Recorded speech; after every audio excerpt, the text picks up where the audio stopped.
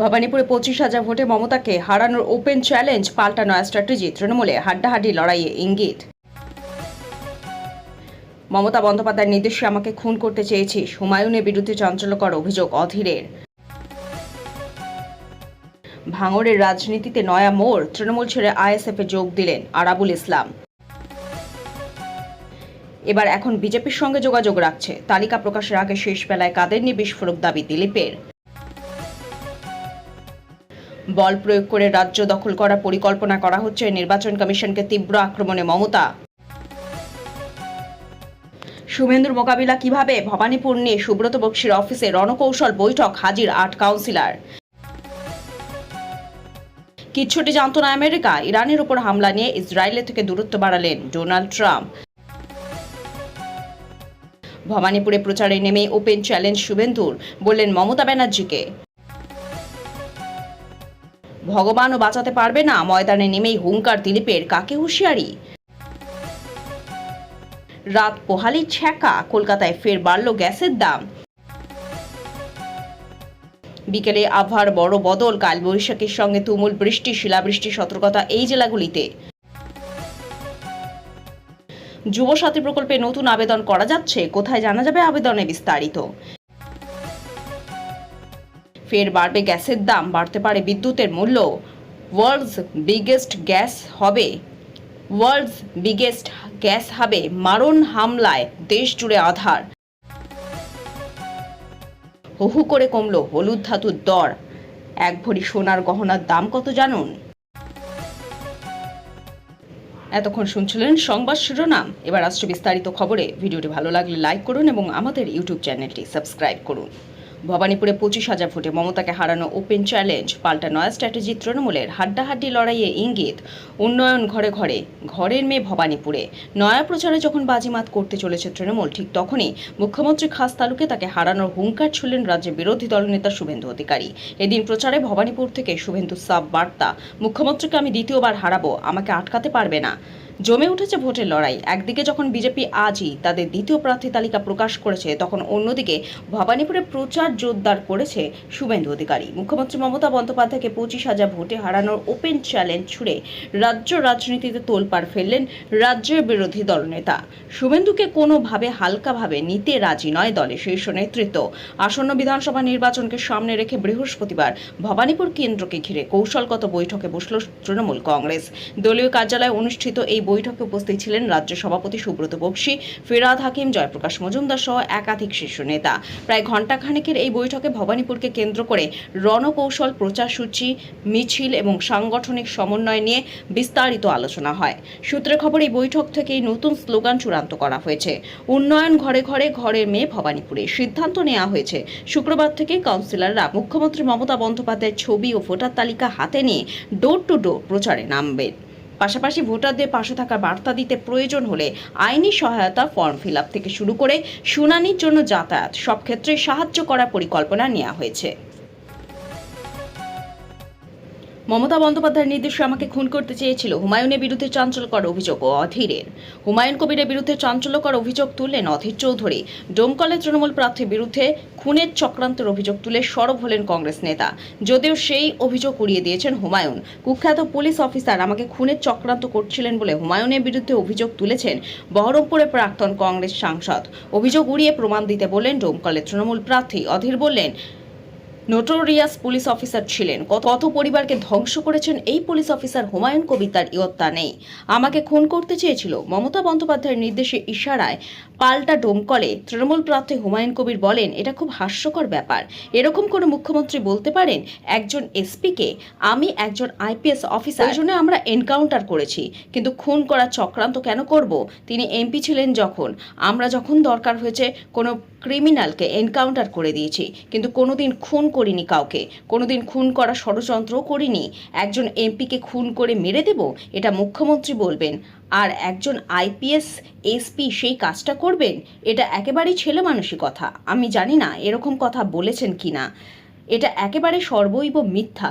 তিনি এটা কেন করছেন তাও জানি না, উদ্দেশ্য কি তাও জানি না। উদ্দেশ্যটা বরং তাকে জিজ্ঞাসা করুন যে উদ্দেশ্যটা কি।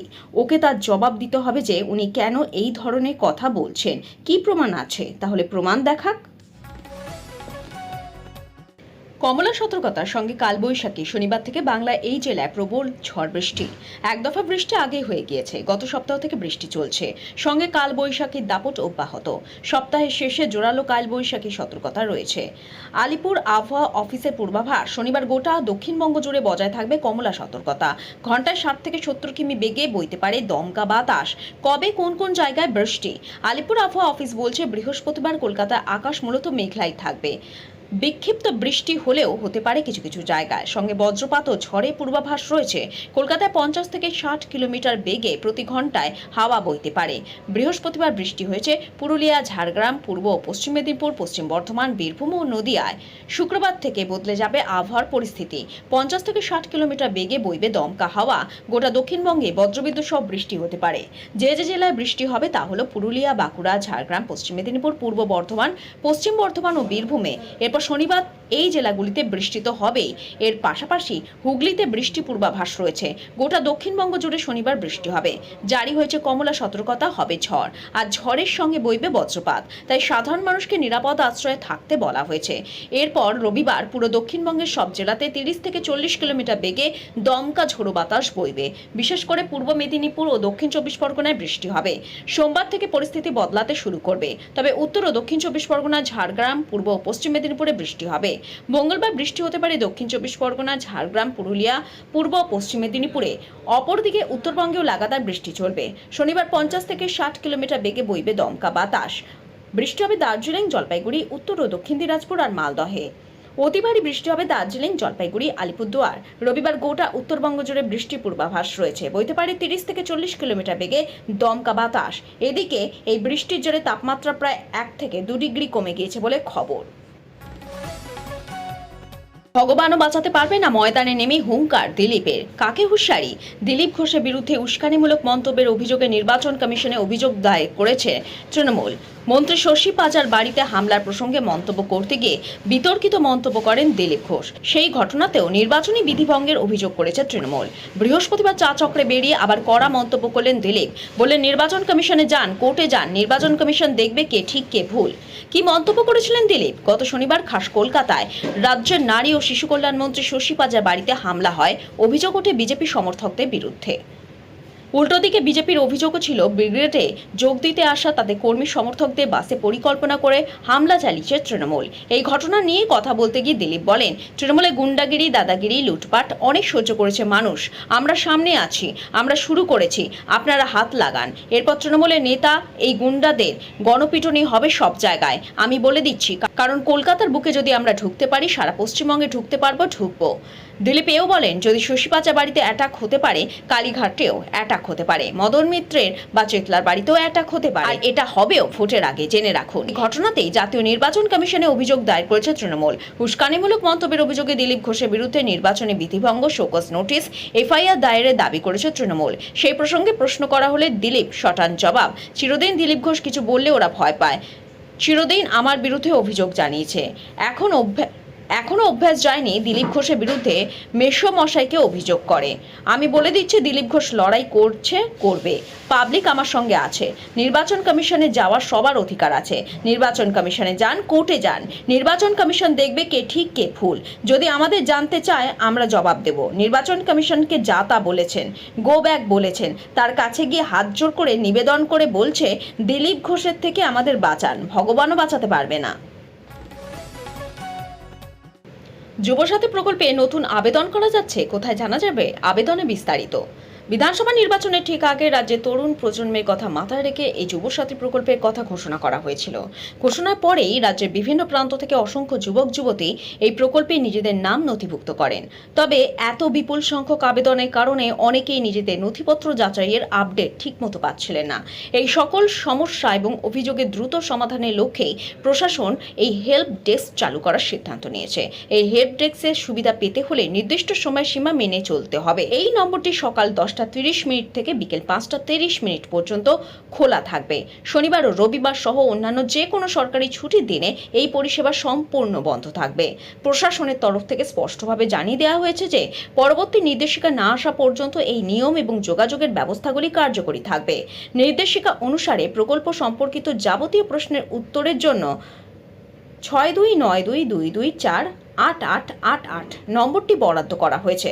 আবেদনকারীরা এই নম্বরে ফোন করে অথবা হোয়াটসঅ্যাপের মাধ্যমে নিজেদের অভিযোগ বা জিজ্ঞাসা জানাতে পারবেন। হুহু করে কমলো হলুদ ধাতুর দর। আজ এক ভরি সোনার গহনার দাম কত জানুন। মধ্যপ্রাচ্যে যুদ্ধের মাঝে গ্যাসের দাম বাড়লেও সোনার দামে ফের পতন। মার্চ মাসে ক্রমাগত কমতে থাকছে সোনার দাম, যদিও মাঝখানে বেশ কিছুটা বেড়ে গিয়েছিল হলুদ ধাতুর দর, যার ফলে পকেটে চাপ পড়েছিল তখন মধ্যবিত্তের।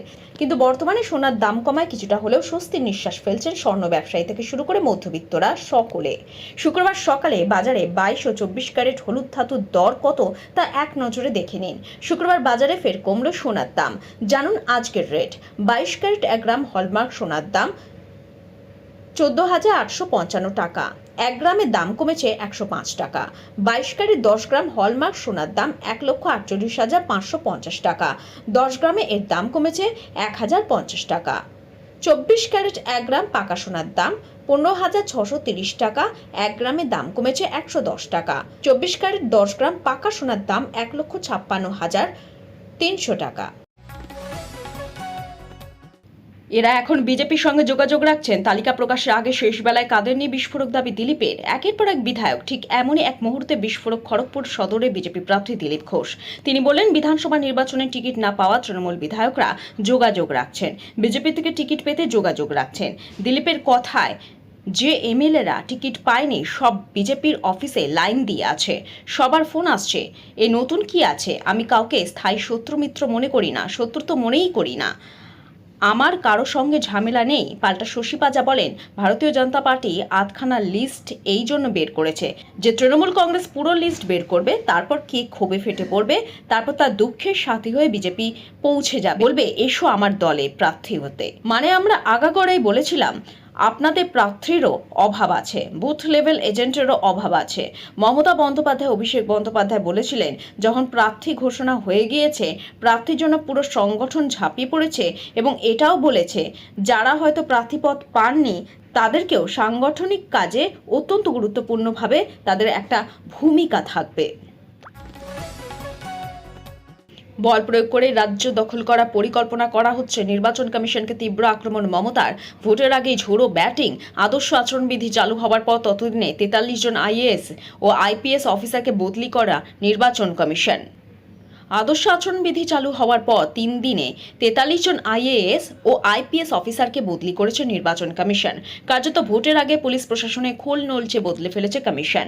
তা নিয়ে অত্যন্ত কড়া ভাষায় নির্বাচন কমিশনকে আক্রমণ করলেন তৃণমূল নেত্রী মমতা বন্দ্যোপাধ্যায়। তার সরাসরি অভিযোগ, পশ্চিমবঙ্গকে বল প্রয়োগের মাধ্যমে দখল করার পরিকল্পনা করা হয়েছে।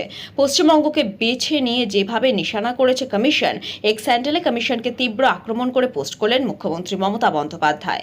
মুখ্যমন্ত্রী লিখেছেন, যেভাবে নির্বাচন কমিশন বাংলাকে আলাদাভাবে চিহ্নিত করে টার্গেট করছে তা শুধু নজিরবিহীন নয়, এটি গভীরভাবে উদ্বেগজনক। নির্বাচনে আনুষ্ঠানিক বিজ্ঞপ্তি জারি হওয়ার আগেই মুখ্য সচিব, স্বরাষ্ট্র সচিব, ডিজিপি, এজিপি, আইজি, ডিআইজি, জেলা শাসক এবং পুলিশ সুপার সহ 50 জনেরও বেশি শীর্ষ আধিকারিককে হঠাৎ ও স্বেচ্ছাচারিতার সঙ্গে সরিয়ে দেওয়া হয়েছে। এটি কোনো প্রশাসনিক পদক্ষেপ নয়, বরং সর্বোচ্চ স্তরের রাজনৈতিক হস্তক্ষেপ। যে সমস্ত প্রতিষ্ঠান নিরপেক্ষ থাকার কথা সেগুলি পদ্ধতিগত রাজনীতিকরণ, সংবিধানের ওপর সরাসরি আঘাত।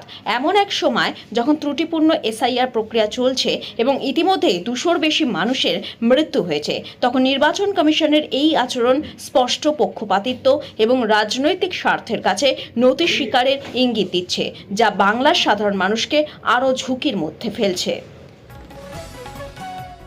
কিচ্ছুটি জানত না আমেরিকা। ইরানের উপর হামলা নিয়ে ইসরায়েলের থেকে দূরত্ব বাড়ালেন ডোনাল্ড ট্রাম্প। পারস্য উপসাগরে পৃথিবীর বৃহত্তম প্রাকৃতিক গ্যাসের ভান্ডারে হামলা চালিয়েছিল ইসরায়েল। আঘাত হানতে গিয়ে কাতারে বৃহত্তম তরল গ্যাস উৎপাদন কেন্দ্রে আক্রমণ চালিয়েছে ইরান।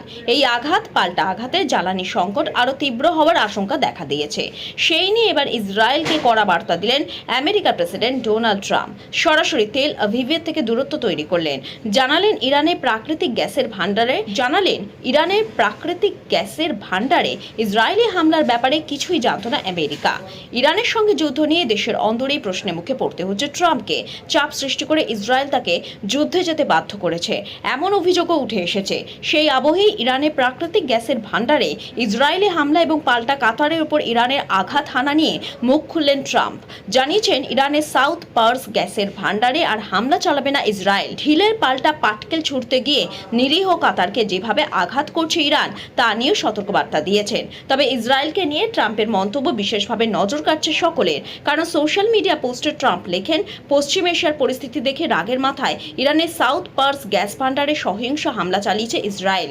গোটা দেশের ভাণ্ডারের সামান্য অংশে ক্ষতিগ্রস্ত হয়েছে। এই হামলা সম্পর্কে কিছুটি জানত না আমেরিকা। কাতার তো কোনোভাবে জড়িতই নয়, এমন কিছু ঘটতে পারে বলে ধারণাই ছিল না ওদের।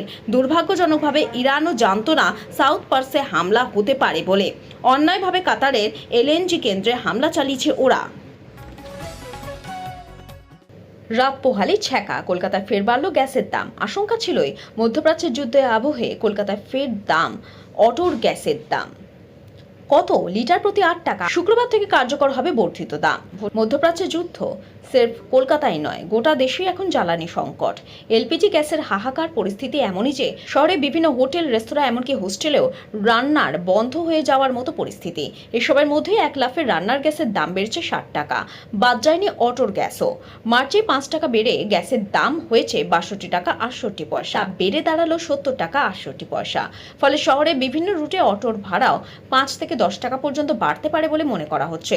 এদিকে বাড়িতে রান্নার গ্যাস বুকিংয়ের নানা জটিলতা পরিস্থিতি মোকাবিলায় ডিলারদের সঙ্গে জরুরি বৈঠক করছেন মুখ্যমন্ত্রী।